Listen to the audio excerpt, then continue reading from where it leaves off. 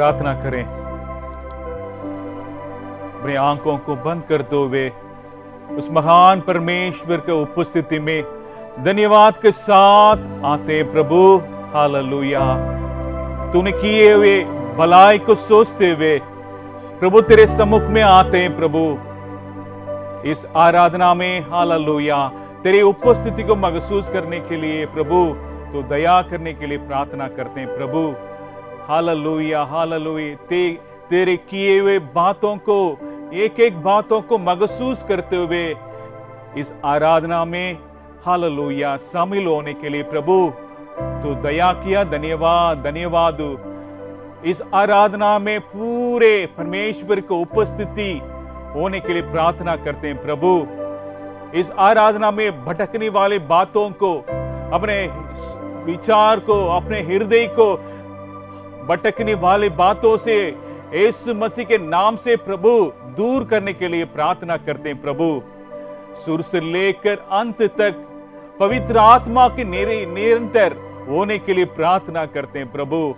इस आराधना में हालेलुया शामिल होने के लिए असमर्थ होते जो उन लोगों के लिए प्रार्थना करते हैं प्रभु। हालेलुया। उन लोगों को भी परमेश्वर के हाथ होने के लिए प्रार्थना करते हैं प्रभु। सुर से लेकर अंत तक हालेलुया परमेश्वर की उपस्थिति हमें घेरने पाए प्रभु। और एक बार धन्यवाद के साथ तेरी सारी बातों तेरे हाथ में सौंपते हैं प्रभु। अगुवाई कर, आशीष कर। ये प्रार्थना यीशु मसीह के मधुर नाम से मानते सुन और ग्रहण कर। आमीन। आइए कुछ गीतों को गाते हुए उस महान परमेश्वर को हम आराधना करें। सच्चे हृदय से हम पवित्र दिल से उस महान को उपस्थिति में उपासना करें। आइए गीत नंबर 518 नंबर गीत को गाते हुए उस नाम को महिमा करेंगे। हालेलुया। ताली बजाते हुए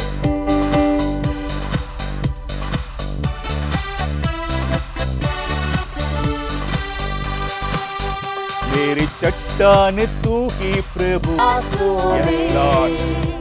संभाला अनुग्रह से, सत्य और जीवन से भरा है यीशु, स्तुति के योग्य है तू।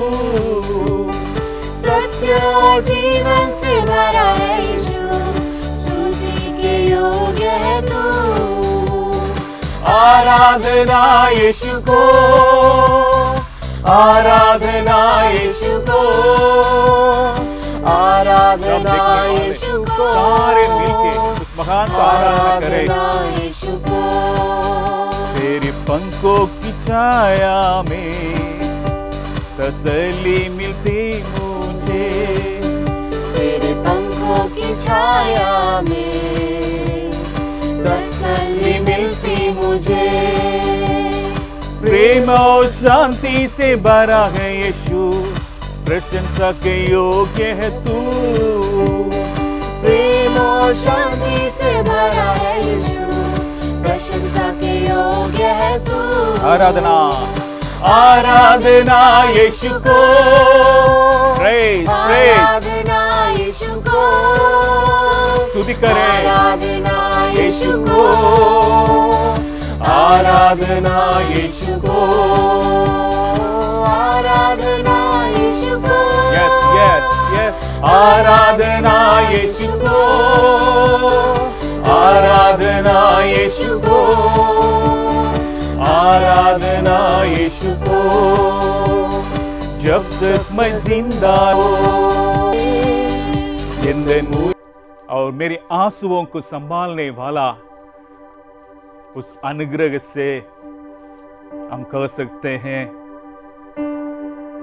हमारे दुख और आंसुओं को संभालने वाला उस अनुग्रह நம்முடைய துக்கத்திலும் நம்முடைய துன்ப வேளையிலும் அவருடைய கிருபை மாத்திரம் நம்மை தாங்கினது என்று நாம் சொல்லலாம்।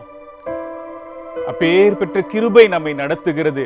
इस प्रकार की अनुग्रह हमें लेके चलता है, चलाता है हमें संभालता है। इस प्रकार की अनुभव हमें परमेश्वर इस भरने पाए, इस प्रकार की अनुभव हमें देने पाए। इस बातों को हम महसूस करते हुए आइए और एक गीतों को भी हम गाएंगे। सॉन्ग नंबर 35 नंबर को हम मिलकर गाएंगे।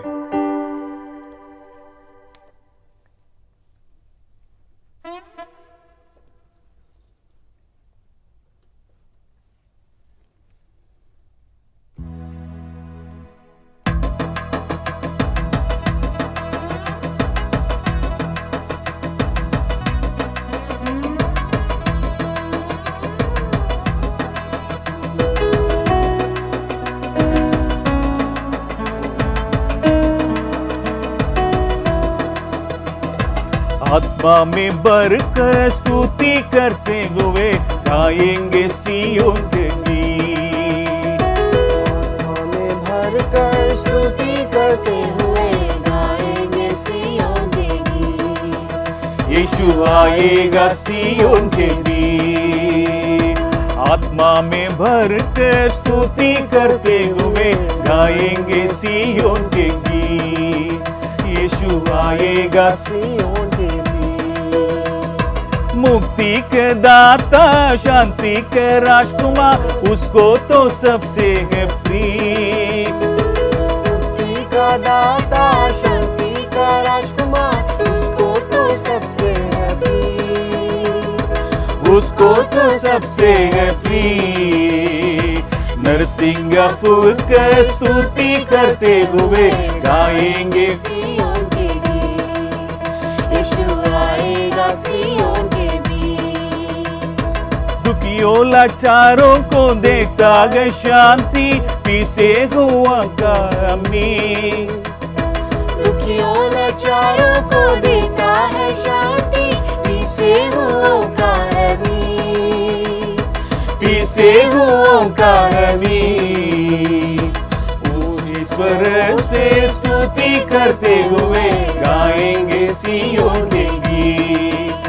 यीशु आएगा सियोन के बीच।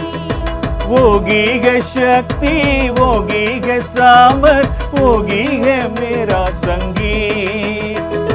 वही है शक्ति, वही है सामर्थ, वही है मेरा संगीत।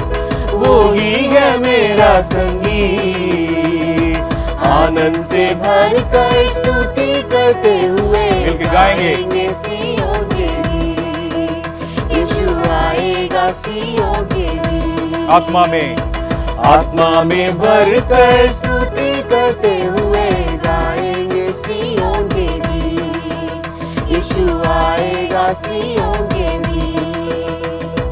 जब यीशु आएगा संग संग लग जाएगा, गाएंगे मुक्ति के गीत। जब यीशु आएगा संग संग ले जाएगा, गाएंगे मुक्ति के गीत। गाएंगे मुक्ति के गीत। ताली बजाकर स्तुति करते हुए गाएंगे सियोन के गीत। यीशु आएगा सियोन के आत्मा में भरकर स्तुति करते हुए गाएंगे सियोन के गीत। यीशु आएगा सियोन के गीत। जो व्यक्ति आत्मा से भरा रहता है, कई चुनौतियों को अब सामना करने के लिए ताकत मिलता है। जो व्यक्ति आत्मा से भरा रहता है, कई बातों को पार करने के लिए परमेश्वर ने दया दिखाता है, सामर्थ देता है। ஆவியிலே நிறைந்த மனிதன் எந்த ஒரு சவாலையும் மேற்கொள்ள தேவன் அவருக்கு பலத்தை கொடுக்கிறவராய் இருக்கிறார்। इस प्रकार की हमें साम आत्मा से भरने के का परमेश्वर बातों पे परमेश्वर देने पाए, सबको देने पाए।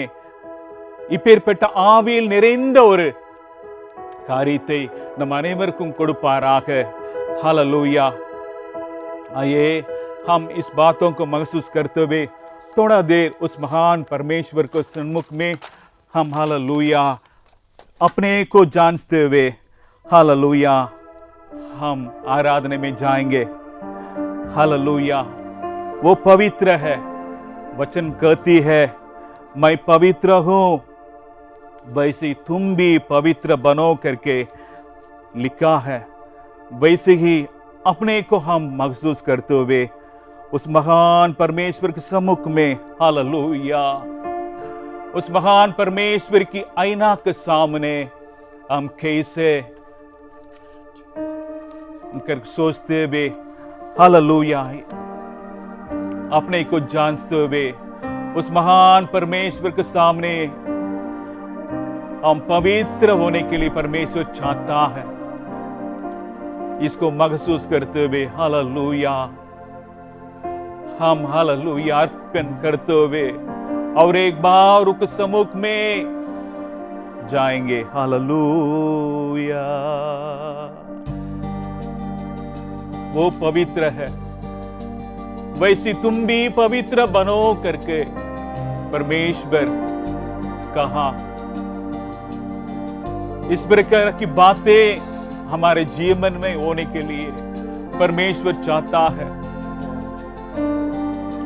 पवित्र अति पवित्र स्थान में ले चल प्रभु, मुझको तू अपने लहू से धो ले मेरे प्रभु। पवित्र अति पवित्र अपने सौंपते हुए प्रभु उस जगह पे ले चल, मुझको तू अपने लहू से धो दे मेरे प्रभु।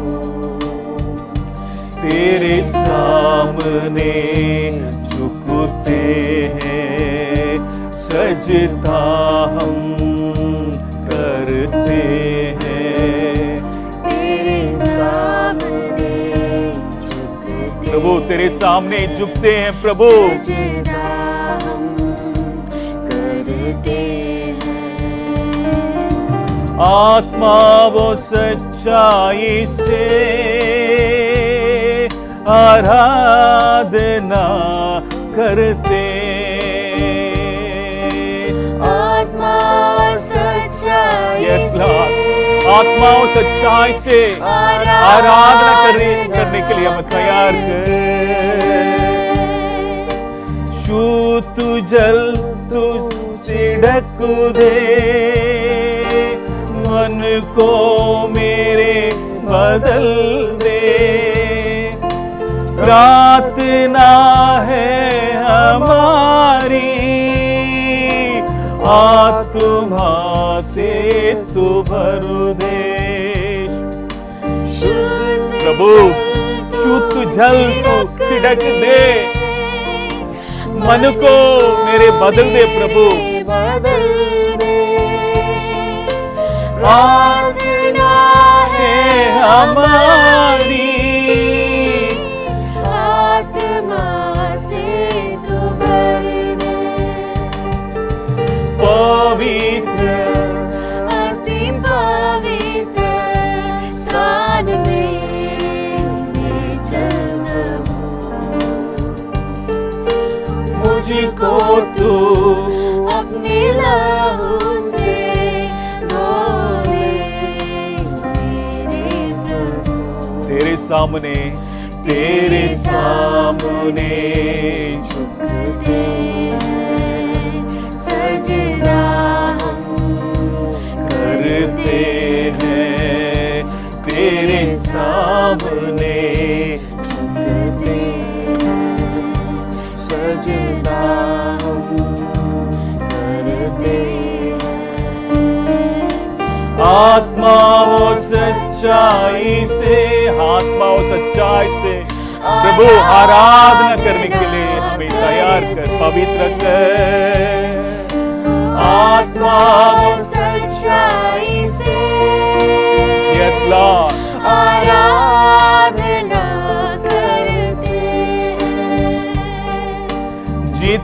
जितना मैं तुझको जानूं उतना करीब पाऊं, जितना मैं तुझको चाहूं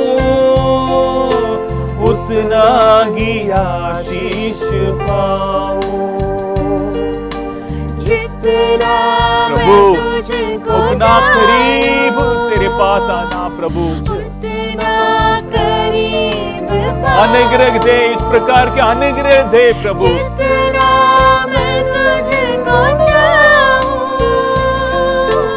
उतना ही आशीष पाऊं। पवित्र कर, पवित्र अति पवित्र स्थान में चल प्रभु।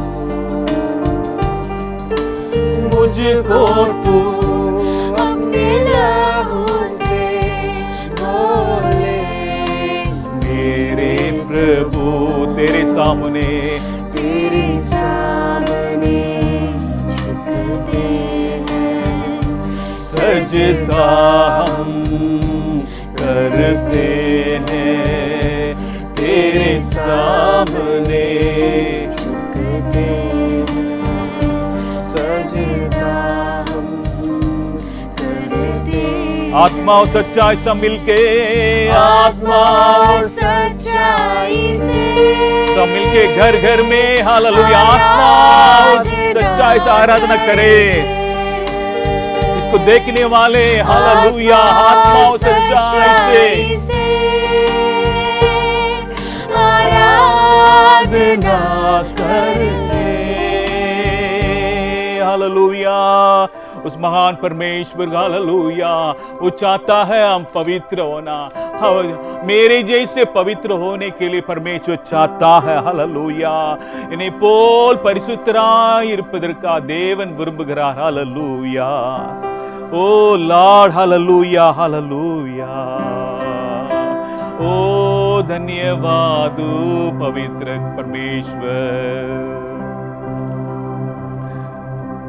நிறைவான ஆவியானவரே நீ வரும்போதும் குறைவுகள் மாறுமே। நிறைவான ஆவியானவரே நீர் வரும்போது குறைவுகள் மாறுமே। நீ வந்தால் சூழ்நிலை மாறுமே, முடியாததும் சாத்தியமாகுமே। நீர் வந்தால் ஆண்டவரே நீங்க வரும்போது சூழ்நிலைகளை மாற முடியாண்டவரே, முடியாததும் சாத்தியமாகுமே। நிறைவே நீ வாருமே, நீர் வேண்டுமே, நீ போதுமே ஆவியானவரே। நிறைவே நீர் வாருமே, நிறைவே நீர் வேண்டுமே, நிறைவே நீர் போதுமே ஆவியானவரே। வனாந்திரம் வயல்வெளியாகுமே, பாழானது பைநிலம் ஆகுமே। Yes, hallelujah. जंगल के बाद हालेलुया हरा भरा होता है।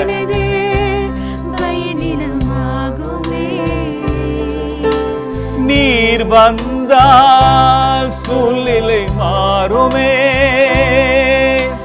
முடியாததும் சாத்தியமாகுமே। प्रभु अगर तुम आएंगे सारे परमेश्वर परिस्थिति को बदल जाता है। मांगने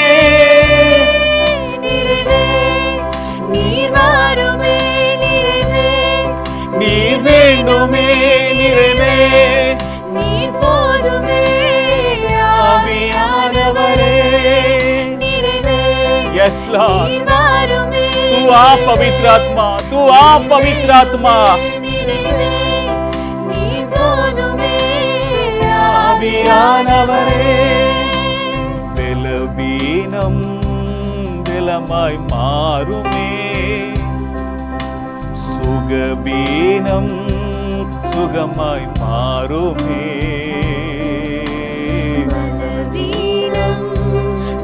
हमारा निर्बलता बल से बदल जाता है, हमारे रोग चंगा हो जाता है।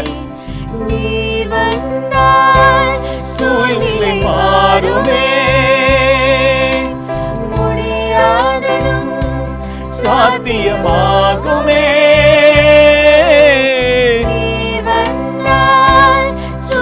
प्रभु, अगर तू आते परमेश्वर, सारे हालत परिस्थिति को बदल जाता है। नीर वारुमे निरेवे, नीर वेंडुमे निरेवे, नीर पोदुमे आवियानवरे निरेवे, नीर वारुमे निरेवे, नीर वेंडुमे निरेवे, नीर पोदुमे आवियानवरे। Hallelujah hallelujah hallelujah. जब आप हालेलुया पवित्र आत्मा हालेलुया हम पर हालेलुया आ जाता, उस सारे बातों को बदलता है, बदल जाता है। उस महान परमेश्वर को उपस्थिति में हालेलुया हमें पवित्र बनाया, अपने लहू से हमें हालेलुया धोया, हमें पवित्र बनाया हालेलुया। उस महान परमेश्वर को हालेलुया, उस हालेलुया हालेलुया महिमा के बादल हालेलुया घर घर में हालेलुया पर में उतरने पाए हालेलुया। ओ इसको महसूस करते हुए हालेलुया हालेलुया, उसको विश्वास करते हुए हालेलुया ओ महिमा का बादल उतरने पाए। तेरी महिमा का बादल मेरे इस जहां को, हे प्रभु तेरी महिमा का बादल सब जगह पे घेरने पाए प्रभु इस आराधना के वेले में। हे प्रभु तू चोले चोले, हे प्रभु तू छूले इस जगह को महिमा कर मांगी। सब मिलके हालेलुया, देखने वाले घर घर में हालेलुया, टीवी में हो यूट्यूब चैनल के द्वारा हो देखने वाले हालेलुया महिमा करे, मिलके उसको पवित्र किया परमेश्वर को महिमा करे हालेलुया महिमा करे।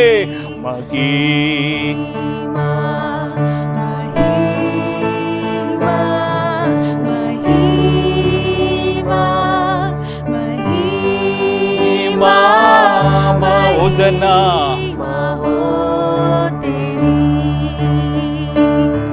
होसन्ना होसन्ना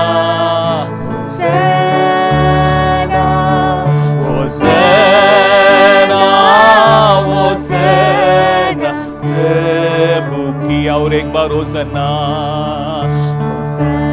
सब मिलके बड़े बच्चे हालेलुया बड़े और लोग सारे लोग आराधना करें। होसन्ना होसन्ना प्रभु की। पवित्र पवित्र परमेश्वर को हालेलुया सम्मुख में हालेलुया हमें पवित्र किया, हालेलुया हमें पवित्र किया उस महान को हालेलुया मिलके हालेलुया पवित्र। और एक बार पवित्र पवित्र पवित्र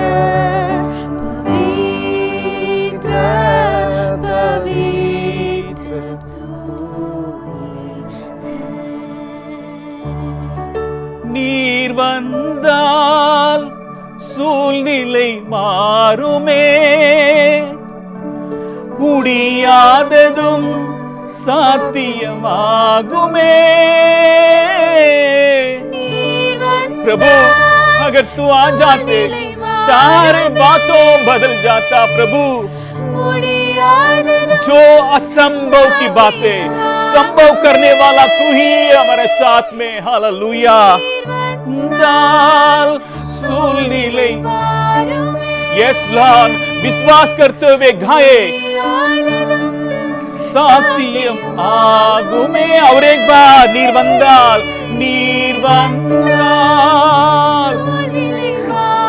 ओ सारे परिस्थितियां विपरीत भी हो सकता है उसको बदलने वाला तू ही है प्रभु मेरे जीवन में बदलावट को जाने वाला तू ही है ओ धन्यवाद धन्यवाद प्रभु तेरी उपस्थिति के लिए धन्यवाद धन्यवाद स्तुति और महिमा करते हालेलुया धन्यवाद धन्यवाद हालेलुया घेर ले तेरी महिमा का बादल घर घर में हालेलुया सारे लोगों को ऊपर सभी के ऊपर तेरी महिमा का बादल हालेलुया उतरने पाए हालेलुया हालेलुया धन्यवाद थैंक यू लॉर्ड तेरी उपस्थिति के लिए धन्यवाद करते हैं प्रभु हालेलुया हमें और एक बार तेरे सामने पवित्र किया धन्यवाद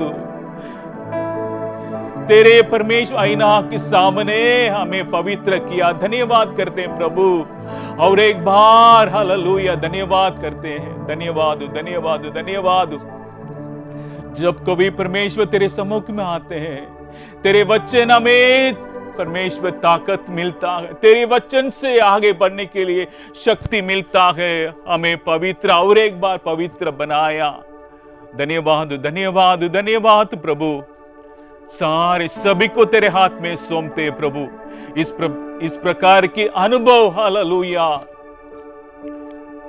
हर पल हर वक्त में हर एक दिन इस बातों को महसूस करने के लिए परमेश्वर सबको अनुग्रह करने के लिए प्रार्थना करते प्रभु इस प्रार्थना यीशु मसीह के मधुर नाम से मानते सुनना और ग्रहण कर आमीन आमीन आमीन परमेश्वर के नाम की महिमा होने पाए தேவனுடைய நாமத்திற்கு மகிமைப்படுவதாக इस वक्त में भी परमेश्वर के वचन से कुछ बातों को हम अध्ययन करेंगे இந்த வேளையிலும் தேவனுடைய வார்த்தைகளை நம்ம தியானிப்போம் हो सकता है आप कई जगहों में रह करके परमेश्वर के वचन को सुनते होंगे நீங்கள் பல்வேறு இடங்கள்ல இருந்து இந்த தேவனுடைய வார்த்தைகள் கேட்பீர்கள் என்று நினைக்கிறோம் परमेश्वर के नाम की महिमा के लिए एक अच्छा आराधना को हम लोग मिल करके आराधना किए परमेश्वर को நம்ம எல்லாரும் சேர்ந்து தேவனுடைய நாமம் மகிமைப்படும்படியாக தேவனை நாம் ஆராதித்தோம் अभी भी परमेश्वर के वचन हमसे क्या कहने के लिए चाहता या परमेश्वर हमसे क्या कहने के लिए चाहता उन बातों को हम देखेंगे இப்பொழுதும் தேவன் நம்மோடு என்ன இடைப்பட இருக்கிறார் என்பதை நம்ம பார்ப்போம் परमेश्वर के वचन में कई बातों को शायद हम रोज सुनते होंगे या हम प्रचार भी करते होंगे தேவனுடைய வார்த்தையிலிருந்து अनेक காரியங்களை நம்ம அனுதினமும் கேட்டுக்கொண்டே தான் இருக்கோம் या प्रचार करते होंगे இல்ல நம்ம பிரசங்கித்துக் கொண்டு தான் இருக்கோம் लेकिन आज भी परमेश्वर हमसे एक और बात को चाहता है ஆனாலும் தேவன் இன்று நம்மிடத்துல இன்னொரு காரியத்தை எதிர்பார்க்கிறார் उन बातों से हम थोड़ा सा परमेश्वर के वचन हमसे क्या कहने के लिए चाहता उन बातों को देखने के लिए हम चाहेंगे இன்றும் தேவனுடைய வார்த்தை நம்மிடத்துல இன்று என்ன பேசுகிறது என்பதை கேட்போம் जरूर यीशु मसीह कई आज्ञाओं को दिया है கண்டிப்பா अनेक இடங்கள்ல இயேசுவானவர் நமக்கு கட்டளைகளை கொடுத்திருக்காரு ये भी एक आज्ञा है कि उसमें लिखा है मत्ती सुसमाचार उसका 4 अध्याय उसका 19वें पद को हम पढ़ेंगे இதுவும் ஒரு கட்டளை தான் வாசிக்கலாம் மத்தேயு எழுதின சுவிசேஷம் 4வது அதிகாரம் 19வது வசனம் वहां इस प्रकार लिखा है இங்க இப்படியா எழுதி இருக்கிறது 4 का 19वें पद यीशु ने उनसे कहा मेरे पीछे चले आओ तो मैं तुमको मनुष्य के पकड़ने वाले बनाऊंगा मनुष्यों को पकड़ने वाले बनाऊंगा करके यहाँ लिखा है இங்க எழுதி இருக்கிறது என் பின்னே வாருங்கள் உங்களை மனுஷரை பிடிக்கிறவர்களாக்குவேன் என்றார் यीशु मसीह का एक आज्ञा के रूप में इस बातों को देख सकते हैं இயேசுவினுடைய இது ஒரு கட்டளையாக நம்ம பார்க்கிறோம் यीशु मसीह चेलों को देख करके या उन लोगों को देख करके क्या तुम मेरे साथ आ सकते हो करके नहीं पूछा, இயேசுவானவர் தம்முடைய சீஷர்களையோ அல்லது தம்மை பின்பற்றினவர்களை பார்த்து என்னை பின்பற்றி வருகிறீர்களா என்று கேட்கவில்லை. लेकिन वो कहता है मेरे पीछे आओ करके कहता है, என் பின்னே வாருங்கள் என்று சொல்லுகிறார். और साथ ही साथ कहता है मैं तुम्हें मनुष्यों को पकड़ने वाला बनाऊंगा. கூடவே இதையும் சொல்லுகிறார், நான் உங்களை மனுஷரை பிடிக்கிறவர்களாக்குவேன் சொல்லி. परमेश्वर के नाम की महिमा होने पाए. தேவனுடைய நாமம் மகிமைப்படுவதாக. यीशु मसीह का बुलाहट के पीछे एक बहुत बड़ा मकसद छिपा हुआ है. இயேசு நம்மை தெரிந்து கொண்டதற்கான நோக்கம் ஒரு பெரிய நோக்கமாய் இருக்கிறது. यीशु मसीह ऐसे ही नहीं कहा இயேசுவானவர் அப்படியே சும்மா சொல்லல, मेरे पीछे आ जाओ, ஏன் பின்னாடி வாங்கன்னு. लेकिन उसके पीछे एक मकसद था, बहुत बड़ा मकसद था. उस बातों को पूरा करने के लिए यीशु मसीह एक एक चेले लोगों को वहां चुन करके एक एक लोगों को कहता मेरे पीछे आ जाओ करके. என் பின்னே வாருங்கள் என்று சொன்னதற்கு பின்பாக ஒரு பெரிய நோக்கம் உண்டு. சீசர்களை பார்த்து சொன்னதற்கான ஒரு பெரிய நோக்கம் உண்டு. यहाँ उसका 20वें पद में इस बातों को देख सकते हैं. இங்க 20வது வசனத்துல நம்ம பார்க்கலாம். वहां लिखा है, இங்க இப்படியா எழுதி இருக்கிறது, वे तुरंत जालों को छोड़कर उसके पीछे हो लिए. உடனே அவர்கள் வலைகளை விட்டு அவர்களுக்கு பின் சென்றார்கள். वहां देखते वे तुरंत, அங்க பார்க்கிறோம் உடனே. वो ये नहीं पूछा था कि किस बात के लिए, कहां की ओर हमें ले जा रहे हैं, उन बातों को उन्होंने नहीं पूछा. उन चेले लोग அவங்க எந்த கேள்வியும் கேட்கல, நாங்க எங்க வரணும் எதற்காக வரணும்னு சொல்லி वे तुरंत उन बातों को सुन करके यीशु के पीछे चल दिए. உடனே அந்த வார்த்தையை கேட்டு இயேசுவின் பின்பாக போயிட்டாங்க. लेकिन यीशु मसीह एक बात को कहा था, मैं तुम्हें मनुष्यों को पकड़ने वाला बनाऊंगा. ஆனா இயேசுவானவர் அங்க ஒரு வார்த்தையை சொல்லி இருக்காரு, நான் உங்களை மனுஷரை பிடிக்கிறவர்களாக்குவேன் சொல்லி. लेकिन क्या क्या मेरे साथ रहने से क्या क्या नुकसान होगा, क्या क्या परेशानियां तुम्हें झेलना पड़ेगा करके उस जगह में यीशु मसीह ने नहीं कहा. ஆனா நீங்க என்ன பின்பற்றி வந்தா, என் கூட இருந்தா என்னென்ன நஷ்டங்கள் என்னென்ன காரியங்கள் ஏற்படணும்னு சொல்லல. लेकिन धीरे धीरे यीशु मसीह इन बातों को कहने के लिए चाहता है या कह रहा है कि मेरे साथ आने से तुम्हें कई प्रकार के कष्टों में हो करके गुजरना पड़ेगा. ஆனா கொஞ்சம் கொஞ்சமா அவரை பின்பற்றின பிற்பாடு இயேசுவானவர் இந்த கஷ்டங்களுக்குள்ளாக நீங்க போகணும்னு சொல்லி கொடுக்கிறாரு. परमेश्वर के नाम की महिमा होने पाए. தேவனுடைய நாமம் மகிமைப்படுவதாக.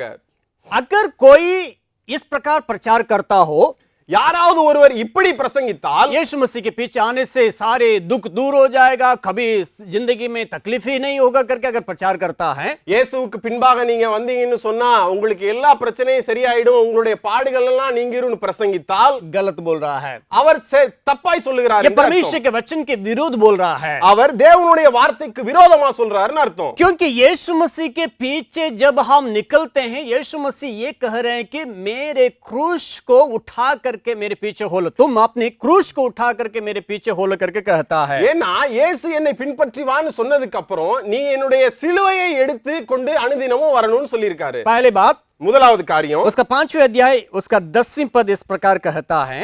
5வது அதிகாரம் 10வது வசனத்துல இப்படியாய் சொல்லப்பட்டிருக்கு, धन्य है वे हाँ. जो धार्मिकता के कारण सताए जाते हैं, क्योंकि स्वर्ग का राज उन्हीं का है. यीशु मसीह कह रहे हैं कि सताए जाना जरूरी है. இயேசு கிறிஸ்துவானவர் சொல்லுகிறார், நீதி நிமித்தம் துன்பப்படுகிறவர்கள் பாக்கியவான்கள், பரலோக ராஜ்யம் அவர்களுடையதென்று. यीशु मसीह ये कहने के लिए चाहता है, तुम तो मेरे पीछे आ गए हो लेकिन तुम सताए जाओगे. இயேசுவானவர் இங்க இப்படி சொல்றாரு, நீங்க பின்பாக வந்துட்டீங்க, ஆனா இப்படிப்பட்ட துன்பங்களை நீங்க பார்க்க வேண்டியிருக்கும்.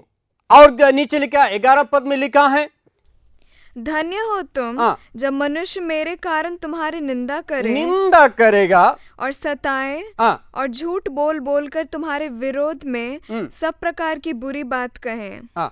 11வது வசனத்துல இப்படியா எழுதி இருக்கிறது, என் நிமித்தம் உங்களை நிந்தித்து துன்பப்படுத்தி பலவித தீமையான மொழிகளை உங்கள் பேரில் பொய்யாய் சொல்லுவார்களானால் பாக்கியவான்களாய் இருப்பீர்கள். ना केवल सताए जाएंगे, நீங்கள் நிந்திக்கப்படுவது மாத்திரமல்ல, और जो है निंदा करेंगे लोग, உங்களை துன்பப்படுத்துவார்கள், और बुरी बातों को तुम्हारे ऊपर ला देंगे. உங்கள் மேல தீமையான மொழிகளை பேசுவார்கள். यीशु मसीह के पीछे आने से यही फायदा है. இயேசுவானவர் பின்பாக வந்தா இதுதான் இப்ப கிடைக்கிற பிரதிபலன். यीशु मसीह के पीछे अनुकरण करने के चलते इन बातें हमें मिलेंगे.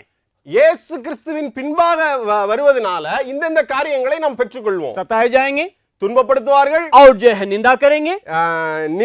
நிந்தையான வார்த்தைகளை சொல்வார்கள், और यहाँ लिखा है बुरी बातों को कहेंगे। தீமையான மொழிகளை நம் பேர்ல சொல்வார்கள். लेकिन हम जब यीशु मसीह के बातों को लोगों को सुनाते हैं, किस प्रकार सुनाते हैं? ஆனா நம்ம இயேசு கிறிஸ்துவை பற்றி மற்றவர்கள்ட்ட சொல்றப்ப என்ன சொல்றோம்? मत्ती सुसमाचार 11वें अध्याय उसका 28वें पद को हम पढ़ेंगे। மத்தேயு எழுதின சுவிசேஷம் 11வது அதிகாரம் 28வது வசனம் படிப்போம். हे सब परिश्रम करने वालों और बोझ से दबे हुए लोगों, मेरे पास आओ, मैं तुम्हें विश्राम दूंगा। बस इसी बातों को केवल कहते हैं। நம்ம இந்த வசனத்தில் எழுதப்பட்டிருக்கபடி வருத்தப்பட்டு பாரம் சுமக்கிறவர்களே நீங்கள் எல்லாரும் என்னிடத்தில் வாருங்கள் நான் உங்களுக்கு இறைப்பாறுதல் தருவேன்னு இந்த வார்த்தையை சொல்லிதான் நம்ம சொல்றோம். यहाँ देखते हैं दबे हुए लोगों मेरे पास आओ मैं तुम्हें विश्राम दूंगा करके यीशु कहता करके हम बुलाते हैं. நம்ம மற்றவர்களை இப்படியாய் கூப்பிடுறோம், வருத்தப்பட்டு பாரம் சுமக்கிறவர்களே இயேசுவுக்கு பின்பாக வாருங்கள்னு சொல்லி தான் நம்ம கூப்பிடுறோம். लेकिन अगले जो 29वें वचन को हम लोग बोलते नहीं हैं. ஆனா அதற்கு பின்பாக எழுதியிருக்க வசனத்தை நம்ம சொல்றது கிடையாது. क्योंकि वहां लिखा है कि मेरे जुआ अपने ऊपर उठा लो करके लिखा है. அங்க எழுதியிருக்கு என் நுகத்தை உங்கள் மேல் ஏற்றுக்கொண்டு கொள்ளுங்கள்னு சொல்லி. वहां यीशु मसीह तुरंत ही कह रहे हैं कि जरूर तुम्हें तो विश्राम मिलेगा लेकिन मेरे जुआ को तुम्हारे कंधे पर ले लेना करके कहता है. அங்க இயேசுவானவர் சொல்லுகிறார் கண்டிப்பா உனக்கு இளைப்பாறுதல் கிடைக்கும், ஆனாலும் என்னுடைய நுகத்தை நீ ஏற்றுக்கொள்ள வேண்டியது அவசியமா இருக்கிறது. मतलब ये है कि यीशु मसीह के पीछे अनुकरण करने से इस दुनिया में हम उस परेशानियों के बीच में दुख तकलीफ के बीच में हो करके गुजरना पड़ेगा. இயேசுவுக்கு பின்பாக செல்லும் பொழுது நம்ம துக்கத்தின் வழியாகவும் பாடுகள் நிறைந்த வழியாகவும் பிரயாணித்து செல்ல வேண்டும். इस दुनिया में जब तक हम रहेंगे तब तक हमारे साथ दुख तकलीफें साथ आएगा ही. இந்த உலகத்துல எவ்வளவு நாள் நம்ம இருக்கோமோ அவ்வளவு நாளும் துன்பத்தின் பாதைகள்லயும் துக்கத்தின் பாதைகள்லயும் நம்ம போய் கொண்டு தான் இருக்கணும். यीशु मसीह के पीछे अनुकरण करने वाले इन बातों को लेकर के ही जाना है. இயேசுவை பின்பற்றுகிறவர்கள் இந்த பாதையின் வழியாக தான் போய் ஆக வேண்டும். उसका दूसरा रास्ता नहीं है, வேற वழி கிடையாது. यीशु मसीह के पीछे अनुकरण करने से दुख तकलीफ हमारे साथ साथ संग संग आएगा ही. இயேசு கிறிஸ்துவை பின்பற்றுகிற பொழுது நம்மோடு கூட துன்பங்களும் பாடுகளும் வந்து கொண்டே தான் இருக்கும். परमेश्वर के नाम की महिमा होने पाए. தேவனுடைய நாமம் மகிமைப்படுவதாக. क्या हम ये कह सकते हैं कि हे यीशु मैं तेरे पीछे हो लेने के लिए तैयार हो गया हूं, मैं ना तो कभी दाहिना ना तो बाएं मुड़ूंगा. நம்ம இப்படி சொல்ல முடியுமா? இயேசுவே நான் உங்களை பின்பற்றி வர்றேன், நான் இடதுபுறமும் வலதுபுறமும் எப்பயும் நான் திரும்பி பார்க்க மாட்டேன்னு சொல்லி. कितना भी कष्ट आ जाए, எவ்வளவுதான் கஷ்டங்கள் कितना வந்தாலும், भी तकलीफ आ जाए, எவ்வளவுதான் பாடுகள் வந்தாலும், यीशु तुझे कभी भी नहीं छोड़ूंगा. இயேசுவே உம்மை நான் விட மாட்டேன். क्योंकि तूने मेरे लिए अपने जान को दिया है. ஏன்னா நீங்க எனக்காக தம்முடைய உயிரையே கொடுத்திருக்கீங்க. तूने इसलिए मुझे बचाने के लिए स्वर्ग को छोड़ करके इस धरती पर उतर आया है. என்னை ரட்சிப்பதற்காக நீங்க சொர்க்கத்திலிருந்து இறங்கி வந்து என்னை ரட்சிச்சிருக்கீங்க. मुझे स्वर्ग देने के लिए, मुझे स्वर्ग राज्य में प्रवेश कराने के लिए तू स्वर्ग को छोड़ करके इस धरती पर आया. என்னை சொர்க்கத்துல சேர்ப்பதற்காக நீர் சொர்க்கத்தை விட்டு இறங்கி வந்து எனக்காக பலியானீர். इसलिए प्रभु मैं कभी भी तुझे नहीं छोड़ूंगा. இதனால நான் எப்போதும் உம்மை நான் விட மாட்டேன். परमेश्वर के नाम की महिमा होने पाए. தேவனுடைய நாமம் जब हम மகிமைப்படுவதாக. उद्धार पाते हैं நாம் ரட்சிக்கப்படும் போது उस समय में कहते हैं ऐसा धुन दिखाते हैं, बाप रे बाप लगता है कि अभी तुरंत स्वर्ग से उतर के आया है. நம்ம ரட்சிக்கப்பட்ட ஆரம்ப நாட்கள்ல ரொம்ப வைராக்கியமா இருப்போம். நம்ம இப்பதான் சொர்க்கத்துல இருந்து இறந்தீங்க வந்த மாதிரி लगता है तो वो तुरंत जो है प्रार्थना में, कोई भी प्रार्थना में शामिल हो जाता है, कहीं भी जाने के लिए आराधना में सारे जगहों में वो व्यक्ति हम उस व्यक्ति को देख सकते हैं. அந்த நபரை நீங்க எங்க வேணாலும் பார்க்கலாம். அதாவது எந்த ஜெபம் நடந்தாலும் எந்த ஆராதனை கூட்டங்கள் நடந்தாலும் அந்த நபரை நீங்க பார்க்கலாம். लेकिन धीरे धीरे कुछ बातें जीवन में घटते घटते सारे बातें ठंडा होने का बातें हम देख पाएंगे. ஆனா நாளுக்கு நாள் அவருடைய வாழ்க்கையை நம்ம பார்க்கும் பொழுது அவர் குளிர்ந்த நிலையில போய் விடுகிறார். परमेश्वर के नाम की महिमा होने पाए. தேவனுடைய நாமம் மகிமைப்படுவதாக. लेकिन इस बात तो में हमें एकदम ऐसा पक्का रहने की जरूरत है, हे यीशु मैंने तुझे अनुकरण करना शुरू कर दिया, कभी भी पीछे को मोड़ के नहीं देखूंगा. இந்த வார்த்தைகளை நம்ம ஆழமாய் மனதுல வைத்திருக்கணும். நான் உங்களை பின்பற்றி வர தீர்மானிச்சிட்டேன், உம்மை விட மாட்டேன், பின்னோக்கி நான் பார்க்க மாட்டேன்னு சொல்லி. मत्ती सुसमाचार उसका 10वें अध्याय 22वें पद को पढ़ते समय यहाँ लिखा है, मत्ती 10वें अध्याय 22वें पद, मेरे नाम के कारण हाँ। सब लोग तुमसे बैर करेंगे, मेरे नाम के कारण सारे लोग तुझसे बैर करेंगे, पर जो अंत तक धीरज धरे रहेगा हाँ। उसी का उद्धार होगा। अंत तक धीरज धरे रहेगा उसी का उद्धार होगा। இங்க எழுதியிருக்கு மத்தேயு எழுதின சுவிசேஷம் 10வது அதிகாரம் 22வது வசனத்துல, என் நாமத்தின் நிமித்தம் நீங்கள் எல்லாராலும் பகைக்கப்படுவீர்கள், முடிவு பரியந்தம் நிலைத்து நிற்பவனே ரட்சிக்கப்படுவான். यीशु मसीह इन बातों को चेलों से नहीं कहा जब बुलाया उस समय में। இயேசுவானவர் சீஷர்களை பார்த்து என்னை பின்பற்றி வாங்கன்னு சொன்னப்ப இந்த வார்த்தையை சொல்லல, नहीं कहा, சொல்லல. केवल इतना ही कहा मेरे पीछे हो लो। ஆனா ஒரே காரியத்தை மட்டும் தான் சொன்னாரு, என் பின்னாடி நீங்க வாங்க. इसका मतलब यह है यीशु मसीह जहां कहीं जाते हैं, जिस रास्ता से गुजर के जाते हैं, उस सारे रास्तों में उन चेलों को भी गुजरना जरूरी था। இயேசு கிறிஸ்துவானவர் எந்த பாதைகளின் வழியா போறாரோ கண்டிப்பா அவருடைய சீஷர்களும் அந்த பாதை வழியா தான் போயாகணும். धीरे धीरे जो है पतरस के अंदर एक शक आने लगा। கொஞ்ச நாட்களுக்கு அப்புறம் பேதுருவின் மனதுல ஒரு கலக்கமும் ஒரு டவுட்டும் வந்துருச்சு. मत्ती सुसमाचार 19वां अध्याय निकाल लीजिएगा, மத்தேயு எழுதின சுவிசேஷம் 19வது அதிகாரம் उसका 23वां वचन से लेकर पढ़िएगा। तब यीशु ने अपने चेलों से कहा, हाँ। मैं तुमसे सच कहता हूँ कि धनवान का स्वर्ग के राज्य में प्रवेश करना कठिन है। कठिन है। तुमसे फिर कहता हूँ कि परमेश्वर के राज्य में हाँ। धनवान के प्रवेश करने से ऊंट का सुई के नाके में से निकल जाना सहज है। हाँ। यह सुनकर चेलों ने बहुत चकित होकर कहा, हाँ। फिर किसका उद्धार हो सकता है? हाँ। यीशु ने उनकी ओर देखकर कहा, मनुष्य से तो यह नहीं हो सकता, परंतु परमेश्वर से सब कुछ हो सकता है। बस यहाँ एक बात को हम देख सकते हैं, यीशु मसीह कह रहे हैं कि मैं तुमसे सच सच कहता, धनवान स्वर्ग राज्य में प्रवेश करना कठिन है करके कहता है। இங்க இயேசு கிறிஸ்துவானவர் சொல்லுகிறார், மத்தேயு 19வது அதிகாரம் 23வது வசனத்திலிருந்து, ஐஸ்வர்யவான் பரலோக ராஜ்யத்தில் பிரவேசிப்பது அரிது என்று மெய்யாகவே நான் உங்களுக்கு சொல்லுகிறேன்னு சொல்லி, यीशु मसीह के पीछे एक झुंड के लोग हैं। ठीक है, यीशु मसीह ने हमें बुला दिया, स्वर्ग में ले जाएगा, उस चक्कर में एक झुंड के लोग हैं। இயேசுவானவருக்கு பின்பாக ஒரு கூட்ட நபர்கள் பின்தொடர்றாங்க, சொர்க்க ராஜ்யம் எனக்கு கிடைக்கும்னு சொல்லி।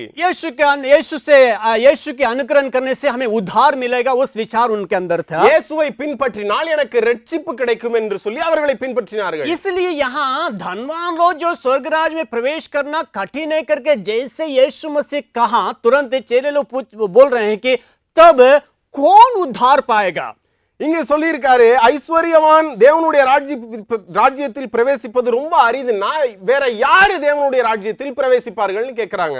दूसरा एक झुंड नहीं, दूसरा एक व्यक्ति था, उसमें पतरस, एक और व्यक्ति था उनके बीच में पतरस, இன்னொரு நபர் அங்க இருந்தாரு, அவர் மத்தியில பேதுரு।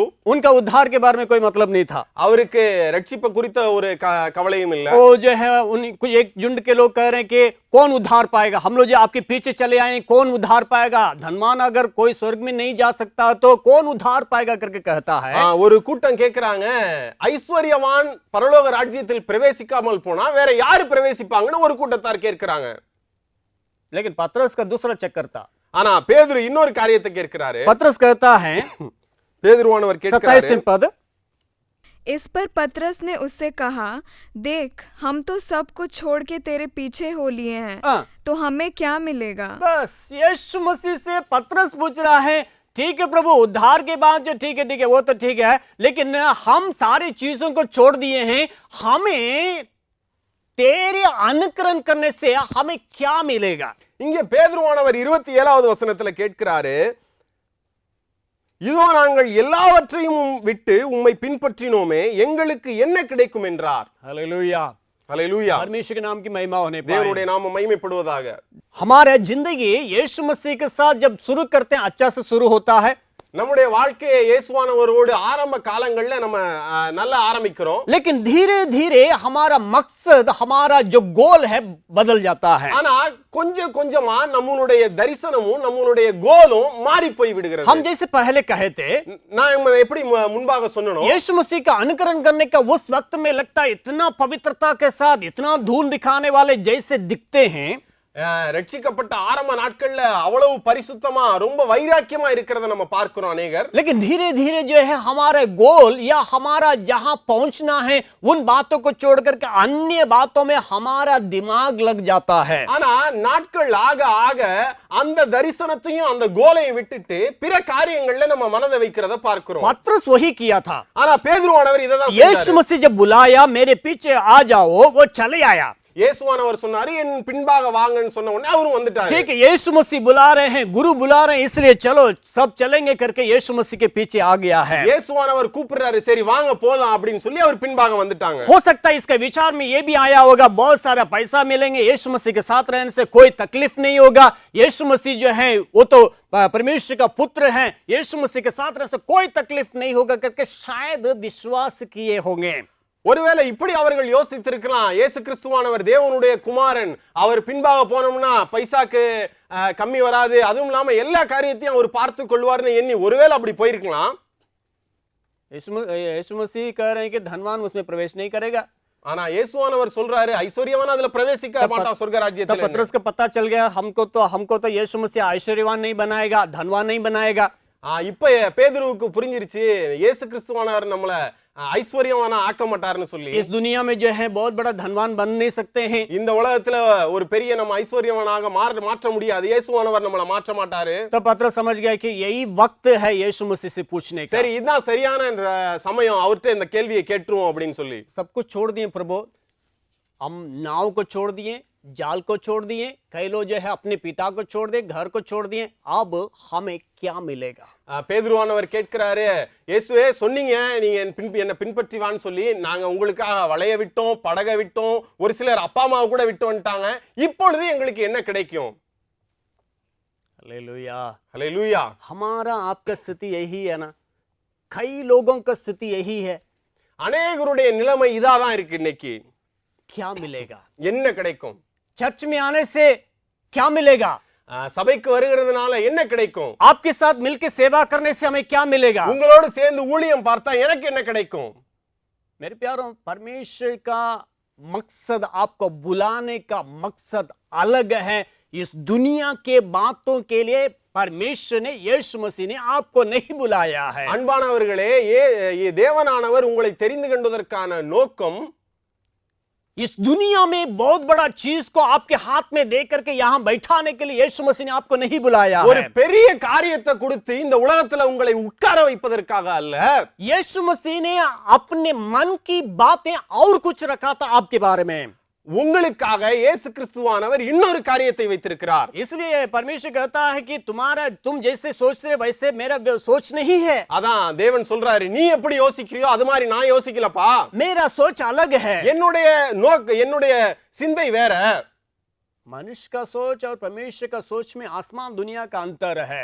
தேவனுடைய சிந்தைக்கும் மனுஷனுடைய சிந்தைக்கும் வானத்திற்கும் பூமிக்கும் உள்ளதான தூரம். पतरस जो अलग से पूछ दिया, प्रभु मुझे क्या मिलेगा? பேதுருவானவர் கேட்டாரு, எனக்கு என்ன கிடைக்கும்னு சொல்லி. वहां एक और व्यक्ति वहां देखते हैं, 20वें अध्याय 20वें पद को पढ़िएगा. இன்னொரு நபரை நம்ம பார்க்கிறோம், மத்தேயு எழுதின சுவிசேஷம் 20வது அதிகாரம் 20வது வசனத்துல. तब जब्दी के पुत्रों की माता ने अपने पुत्रों के साथ यीशु के पास आकर प्रणाम किया और उससे कुछ मांगने लगी. उसने उससे कहा, तू क्या चाहती है? वह उससे बोली, यह वचन दे कि मेरे ये 2 पुत्र तेरे राज्य में एक तेरे दाहिने और एक तेरे बाएं बैठे. यीशु ने उत्तर दिया, तुम नहीं जानते कि क्या मांगते हो, तो जो कटोरा मैं पीने पर हूँ क्या तुम पी सकते हो? बस அங்க 20வது வசனத்துல படிக்கிறோம் இப்படியாய், அப்பொழுது செபதேயுவின் குமாரனுடைய தாய் தன் குமாரரோட கூட அவரிடத்தில் வந்து அவரை பணிந்து கொண்டு உம்மிடத்தில் ஒரு விண்ணப்பம் பண்ண வேண்டும் என்றாள். அவர் அவளை நோக்கி, உனக்கு என்ன வேண்டும் என்று கேட்டார். அதற்கு அவள், உம்முடைய ராஜ்யத்திலே என் குமாரராகிய இவ்விரண்டு பேரில் ஒருவன் உமது வலது பாரிசத்திலும் ஒருவன் உமது இடது பாரிசத்திலும் உட்கார்ந்திருக்கும்படி அருள் செய்ய வேண்டும் என்றால், இயேசு அதற்கு பிரதியுத்தரமாக, நீங்கள் கேட்டுக்கொள்ளுகிறது இன்னதென்று உங்களுக்கு தெரியவில்லை. நான் குடிக்கும் பாத்திரத்தில் நீங்கள் குடிக்கவும் நான் பெரும் ஸ்நானத்தை நீங்கள் பெறவும் உங்களால் கூடுமோ என்றார். அதற்கு அவர்கள் கூடும் என்றார்கள். परमेश्वर के नाम की महिमा होने पाए, தேவனுடைய நாமம் மகிமைப்படுவதாக. यहाँ इस घटना यीशु और अपने चेलों के साथ जो घटना यहाँ घटा है, पतरस पूछ दिया है कि मुझे क्या मिलेगा, ये सारी बातों को जो बातें हैं, इस बातों को जबदी का पुत्र लोग जाकर के अपनी माता से इस बातों को कह रहा है. இங்கு பேதுருவானவர் கேட்ட சம்பவத்தை செபதேவின் குமாரர்கள் அவர் தாயினிடத்துல போய் சொல்றாங்க.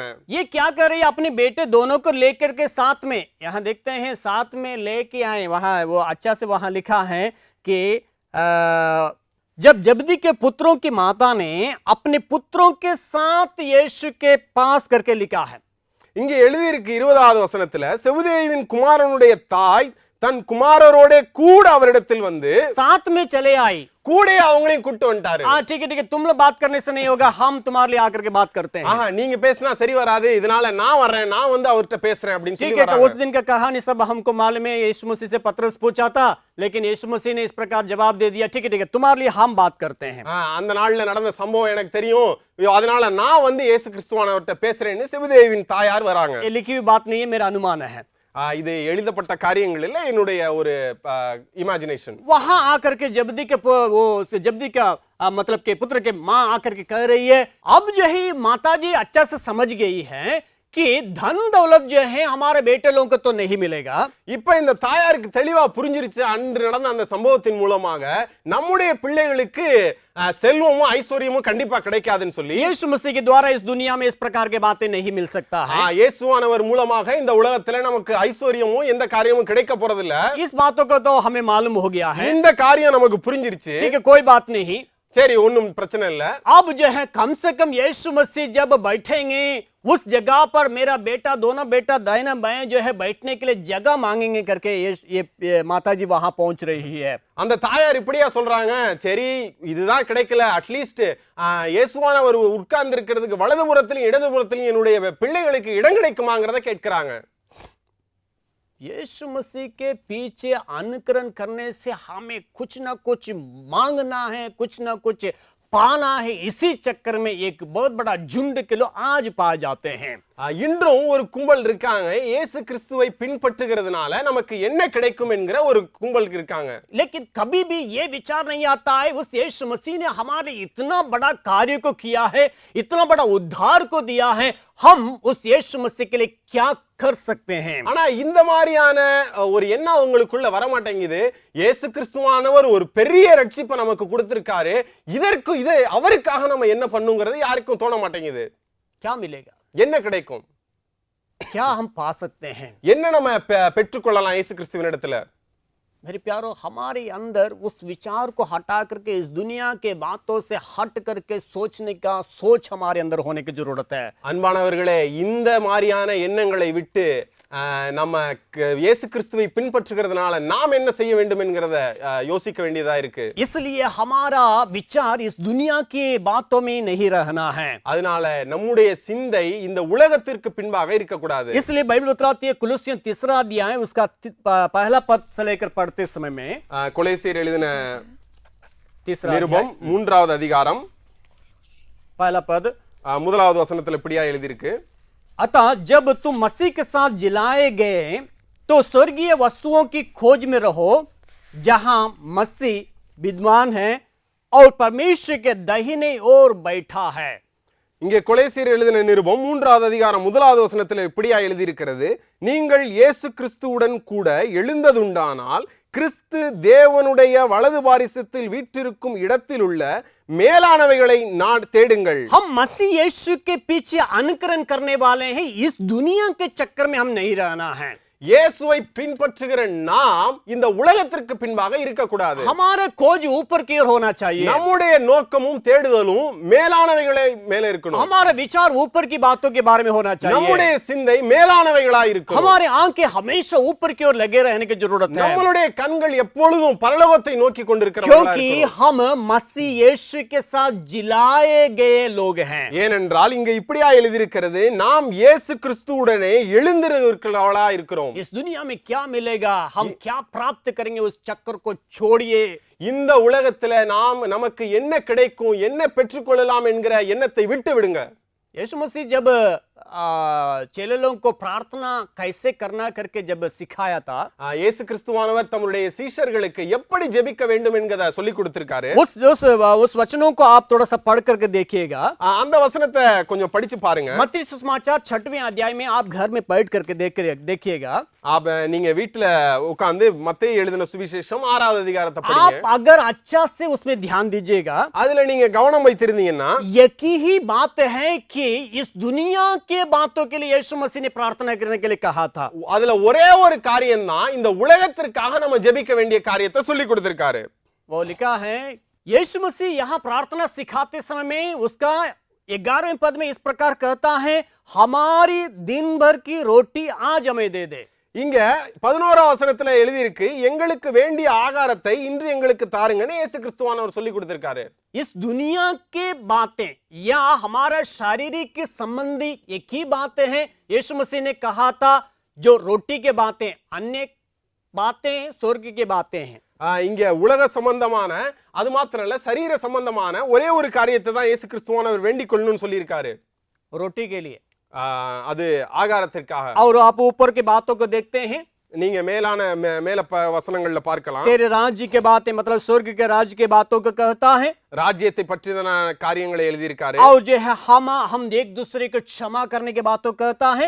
நாம் மற்றவர்களை மன்னிக்க வேண்டும் என்கிற காரியத்தை சொல்லி இருக்காரு. हम परीक्षा में नहीं गिरना है, पवित्रता के साथ जीने के लिए जो है उन बातों को यीशु मसीह कहता है. சோதனைக்குட்படாமல் ஒரு பரிசுத்தமான வாழ்க்கை வாழணும்னு சொல்லி இருக்காரு. और वैसे ही जो है एक दूसरे को क्षमा करना करके कहता है. அது மாத்திரம் இல்ல, நாம் மற்றவர்களை மன்னிக்க வேண்டும் என்கிற காரியத்தையும் சொல்லி கொடுத்திருக்காரு. लेकिन शारीरिक की बातों का एक ही बातों को यीशु मसीह ने कहा, आज रोटी की जरूरत है उसको हमें दे करके एक ही शब्द में प्रार्थना को वहां अंत करते हुए हम देख सकते हैं. ஆனா சரீர சம்பந்தமாக ஒரே ஒரு காரியத்தை மாத்திரம் சொல்லி இருக்காரு, எங்களுக்கு வேண்டிய ஆகாரத்தை கொடுங்கன்னு சொல்லி அதை மட்டும் சொல்லி முடிச்சிருக்காரு. लेकिन हमारा आजकल का जो मसीह लोगों के अंदर इस बातें चले गया है, जो स्वर्गीय बातों के प्रति बोलने के लिए, स्वर्गीय बातों के प्रति विचार करने के बातें हट गया है.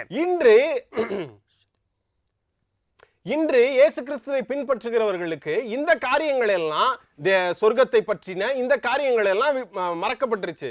एक ही विचार है, दुनिया में हम क्या हासिल करेंगे. ஒரே ஒரு எண்ணம் தான், இந்த உலகத்துல நம்ம என்ன பெற்றுக்கொள்ளலாம், क्या क्या हासिल करके क्या क्या संपत्ति को इकट्ठा कर सकते हैं, என்ன பெற்றுக்கொண்டு என்னென்ன காரியங்களை நம்ம சேர்த்து வைக்கலாம், क्या क्या हमारे नाम पर लिख सकते हैं, என்னென்ன காரியங்கள் நம்முடைய பேர்ல எழுதி வச்சுக்கலாம். बहुत ही दुख की बात है. ரொம்ப கஷ்டமான காரியம். कैसे मसीह लोग है, எப்படி இயேசு கிறிஸ்துவை பின்பற்றுகிறவர்கள் இருக்காங்கன்னு சொல்லி शर्म करना चाहिए. ரொம்ப வெட்கப்பட வேண்டிய காரியம். शर्म करना चाहिए. सच बात कह रहा हूं. உண்மையா சொல்லணும்னா ரொம்ப வெட்கப்பட வேண்டிய காரியம். हमारा विचार बदल गया है. நம்முடைய எண்ணம் மாறிவிட்டது. जब यीशु मसीह के पीछे जब अनुकरण किए, कुछ भी बातों को हम लोगों ने नहीं पूछा. ஆனா இயேசு கிறிஸ்துவை பின்பற்றி வர ஆரம்பித்த நாம அப்பொழுது எந்த காரியத்தையும் கேட்கவே இல்லை. लेकिन आज कई बातों को यीशु मसीह से पूछ रहे हैं, या हमारे ऊपर रखे गए लोगों से पूछ रहे हैं, हमें क्या मिलेगा. ஆனா இன்று நமக்கு மேலாக வைத்திருக்கிறவர்களை பார்த்து, அது மாத்திரம் இல்ல, இயேசு கிறிஸ்துவை பார்த்து எங்களுக்கு என்ன கிடைக்கும்னு கேட்கிறோம். क्या हम कई बार जो है बपतिस्मा देते समय एक गीत को गाते हैं. अनेक நேரங்கள்ல ஞானஸ்தானம் கொடுக்கும்போது ஒரு பாடலை பாடுவது, यीशु के पीछे मैं चलने लगा, ना लौटूंगा करके कहते हैं. இயேசுவின் பின்னே நான் செல்வேன், திரும்பி பார்க்க மாட்டேன்னு. लेकिन क्या सचमुच में जब हम शुरू किए कभी पीछे मोड़ के देखें कि नहीं. மெய்யாகவே நம்ம இயேசு கிறிஸ்துவை பின்பற்றின பிற்பாடு பின்னாடி திரும்பி பார்த்தோமா? थोड़ा सोचने की जरूरत है. யோசிக்க வேண்டிய அவசியம் இருக்கு. हम गाते हैं जरूर, நம்ம கண்டிப்பா பாடுறோம்.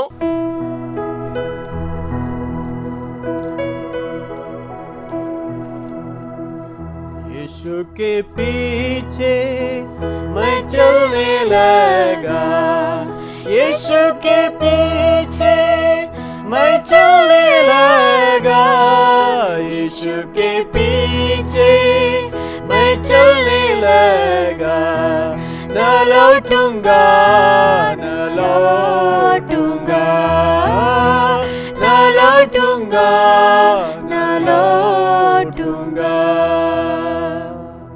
न लौटूंगा करके कह करके गीत को गाते हैं। திரும்பி பார்க்க மாட்டோம்னு சொல்லி நம்ம பாடல் வரிகள்ல பாடுறோம்.